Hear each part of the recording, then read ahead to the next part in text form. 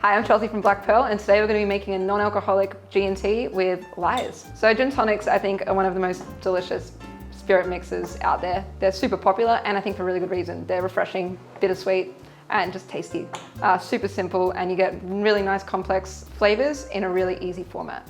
So if you want to replicate that without the alcohol so you don't have to miss out, grab some Lyres. This one here, it is the Lyre's Dry London. So we're going to use 45 mils of that. It's got heaps of juniper coming through, some citrus as well, and some pepperberry. Next, we're going to use a premium tonic water. For this one here, we'll be using Fever Tree. I'm losing my lid. Here you need about 100 mils. There you go. And then lastly, you just need to top it up with ice. So you want to completely fill the rest of the glass. That's important because it actually stops your drink from diluting as quickly. Got a bit of a runaway cube. To garnish, we're going to use a nice generous slice of ruby grapefruit.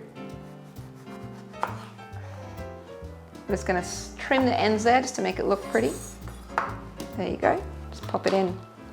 So a sprig of rosemary for those classic G&T notes. And there you have it, guys. A signature Lyres G&T.